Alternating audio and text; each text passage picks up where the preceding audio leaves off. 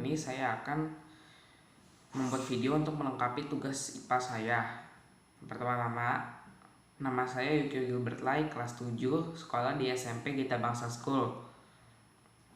Mari kita mulai. Yang pertama, saya akan menjelaskan beberapa poin penjelasan terlebih dahulu. Penjelasan pertama yaitu permukaan bulan. Permukaan bulan adalah suatu kondisi di permukaan bulan atau permukaan di bulan. Kondisi permukaan di bulan itu ada banyak. Yang pertama, berkawah, tandus, kering, tidak ada siklus air sehingga tidak memungkinkan adanya siklus kehidupan. Terus di bulan suhunya itu ekstrim dan sangat tidak stabil. Bagian bulan yang terkena sinar matahari suhunya itu 110 derajat Celcius, dan bagian bulan yang tidak terkena sinar matahari suhunya minus 173 derajat Celcius. Dan juga bagian-bagian bulan yang gelap biasanya bagian-bagian bulan yang biasanya gelap disebut Maria, sedangkan bagian-bagian bulan yang terang disebut Tera. Bagian-bagian bulan yang terang itu adalah dataran tinggi bulan. Nah, poin penjelasan yang kedua adalah rotasi bulan dan revolusi bulan. Rotasi bulan adalah perputaran bulan pada porosnya. Misalnya ini bulan, ini porosnya, ini bulan. Jadi dia hanya berputar di porosnya, tidak mengelilingi bumi. Nah, efek dari rotasi bulan adalah bulan akan selalu terlihat dalam sisi yang sama. Jadi jika bulan berotasi, kita akan tetap melihat sisi bulan yang sama, tidak akan berubah-ubah. Yang kedua adalah revolusi bulan. Revolusi bulan adalah perputaran bulan mengelilingi bumi. Jadi kalau bumi mengelilingi matahari itu dinamakan revolusi bumi. Sedangkan kalau bulan mengelilingi bumi dinamakan revolusi bulan. Nah, revolusi bulan ini biasanya yang menyebabkan fase-fase bulan.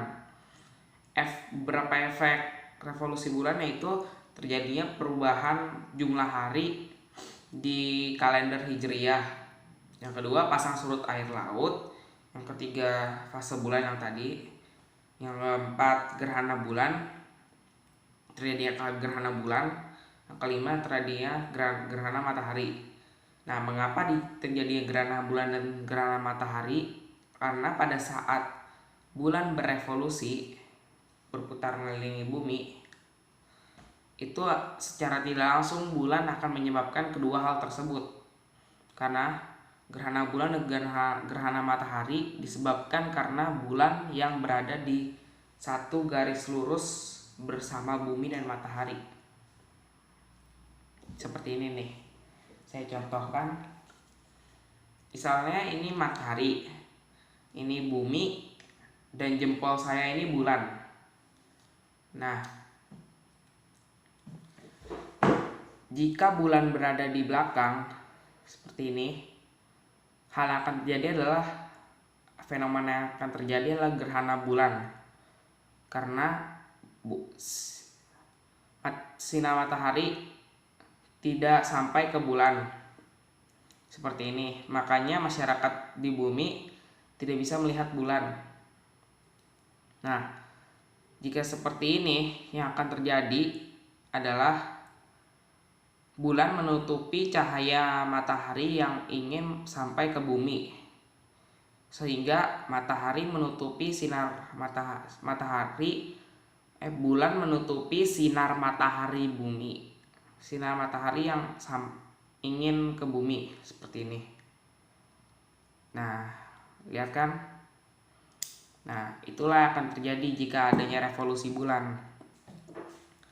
Nah, Sekarang saya akan memberitahu beberapa fase bulan. Fase bulan. Nah, revolusi bulan itu dapat menyebabkan fase bulan kan. Nah, fase bulan itu ada dibagi menjadi beberapa poin. Yang pertama adalah bulan mati atau tidak ada bulan yang terlihat. Yang kedua adalah bulan sabit. Jadi hanya terlihat sebagian sedikit aja. Seperti sabit segitu. Yang ketiga adalah bulan setengah. Jadi hanya terlihat setengah bagian dari bulan. Yang keempat adalah bulan lonjong. Jadi terlihat bulannya seperti bentuk lonjong. Yang kelima adalah bulan purnama atau full moon. Nah, ini adalah proses paling sempurna dari bulan. Setelah itu saya akan menjelaskan poin-poin penjelasan yang selanjutnya. Sekarang saya akan menjelaskan poin penjelasan pasang surut. Pasang surut adalah peristiwa naik turunnya permukaan air laut. Nah, pasang air laut adalah peristiwa permukaan air laut yang naik. Jadi, ini permukaan air laut. Jika terjadi pasang, maka permukaan air laut akan naik perlahan-lahan. Dan surut air laut adalah peristiwa di mana air laut itu menurun permukaannya. Jadi seperti ini. Ini permukaan air laut. Jadi turun. Yang tadinya misalnya dia 2 meter turun jadi 1 meter. Jika terjadi pasang, maka akan naik jadi 5 meter misalnya. Nah, selanjutnya saya akan menjelaskan poin penjelasan gerhana bulan dan gerhana matahari. Gerhana bulan adalah keadaan di mana cahaya yang sampai ingin dipantulkan ke bulan itu nggak ada. Jadi bulan itu berada di belakang bumi seperti ini. Nah, ini bulan, ini bumi, ini matahari. Nah, seperti ini. Jadi cahaya bulan itu tertutupi oleh bumi. Matahari, bumi dan bulan berada di satu garis seperti ini. Maka terjadilah gerhana bulan. Nah, gerhana matahari adalah keadaan di mana bumi, matahari, bulan dan bumi berada di satu garis seperti ini. Jempolnya kita anggap sebagai bulan seperti ini. Nah, jadi cahaya yang ingin disampaikan ke bumi itu tertutupi oleh bulan, sehingga masyarakat bumi akan melihat sinar matahari yang tertutupi oleh bulan. Nah, di bumi itu akan terlihat sinar matahari yang sangat kabur. Hal itu menyebabkan bumi terlihat gelap. Nah, itulah. Selanjutnya saya akan menjelaskan poin penjelasan yang terakhir, yaitu satelit. Sini saya akan menjelaskan tentang satelit buatan.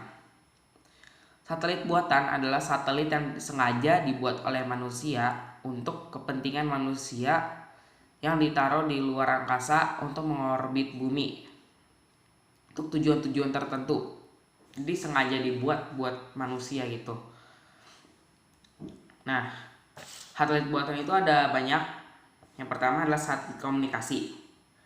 Satelit komunikasi adalah satelit yang dibuat untuk tujuan agar masyarakat di bumi dapat berkomunikasi dengan masyarakat bumi lainnya. Misalnya kita berkomunikasi di Indonesia, mau menelpon saudara kita di Amerika. Nah, jika kita ingin menelpon saudara kita di Amerika, jaring kita akan dibantu dengan satelit komunikasi yang akan juga memperlancar jaringan kita dengan saudara kita di Amerika. Jadi intinya itu satelit komunikasi itu tujuannya untuk membantu kita berkomunikasi dengan masyarakat yang jauh jaraknya dengan kita. Jadi kita dapat menelpon dengan masyarakat yang lain. Nah, itu dibantu dengan satelit komunikasi. Yang kedua adalah satelit cuaca. Satelit cuaca itu tugasnya untuk menavigasi bumi dari atas atau di luar bumi. Jadi dia itu bertugas untuk memantau permukaan bumi dan membantu para peneliti untuk memprediksi cuaca. Jadi itu makanya masyarakat di bumi tahu prediksi cuaca itu disebabkan oleh adanya satelit cuaca yang membantu para pemprediksi cuaca untuk melihat permukaan di bumi seperti apa. Nah, satelit navigasi. Satelit navigasi adalah satelit yang tujuannya untuk membantu navigasi di darat ataupun di laut. Nah, ini tuh tujuannya itu untuk memberitahu lokasi kita di mana. Misalnya nih, ada kapal laut yang terjebak di laut. Nah, satelit navigasi akan membantu kapal laut tersebut untuk diberitahukan lokasinya ke penolong. Misalnya nih, kapal laut terjebak. Kapal laut dapat menghubungi satelit navigasi tersebut. Satelit navigasi tersebut jika sudah dihubungi akan memberitahu lokasi kapal laut tersebut di mana dan akan segera memberitahukan ke orang yang terdekat, akan memberitahukan ke pihak yang berwenang di situ. Nah, jadi intinya itu satelit navigasi akan membantu kapal tersebut dengan memandunya keluar dari cuaca buruk. Dan itu juga bisa, yaitu intinya lah satelit navigasi akan memberitahu lokasi sesuatu di darat dan di laut. Yang selanjutnya adalah satelit mata-mata atau satelit militer. Satelit militer ini tujuannya untuk kepentingan militer. Nah, satelit mata-mata ini tugasnya untuk memata-matai musuh-musuh atau untuk kepentingan militer. Misalnya Amerika dan Rusia berperang misalnya. Nah, jika satelit militer Amerika mempunyai satelit militer itu akan membantu Amerika untuk memberitahu lokasi-lokasi para musuh satelit Rusia. Nah, itulah. Jadi intinya untuk kepentingan militer. Nah, selanjutnya adalah satelit penelitian. Satelit penelitian ini gunanya untuk kepentingan penelitian. Jadi untuk para ilmuwan gitulah. Misalnya nih, para ilmuwan di NASA ingin meneliti bumi. Nah, diluncurkanlah satelit penelitian itu untuk meneliti bumi sehingga para peneliti dapat memantau permukaan bumi dengan lebih mudah dan lebih teliti dengan satelit tersebut. Nah, jadi itulah beberapa poin penjelasan yang sudah saya jelaskan. Sekarang kita akan lanjut ke eksperimen. Nah, teman-teman, sekarang saya akan membuat alat demonstrasi untuk mendemonstrasikan terjadinya gerhana matahari. Alat pertama yang dibutuhkan adalah bola apapun. Saya menggunakan bola pingpong. Bisa juga kalau nggak ada bola pingpong pakai lilin ataupun pakai apapun yang berbentuk seperti bola. Bisa juga pakai kertas. Yang kedua, saya menggunakan bola yang lebih besar lagi. Saya menggunakan mainan. Bisa juga pakai lilin, kertas, apapun lah. Yang ketiga adalah senter. Bisa juga pakai senter HP atau senter seperti ini. Nah, mari kita mulai. Yang pertama adalah, sini kan saya akan menjelaskan tentang gerhana matahari. Pertama-tama saya akan menjelaskan apa itu gerhana matahari. Gerhana matahari adalah suatu kondisi di mana matahari, bulan dan bumi berada di satu garis. Nah, satu garis seperti ini. Ini dimisalkan sebagai bumi. Ini dimisalkan sebagai bulan. Ini center dimisalkan sebagai matahari.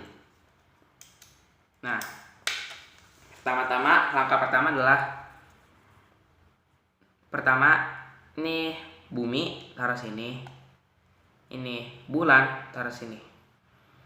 Nah,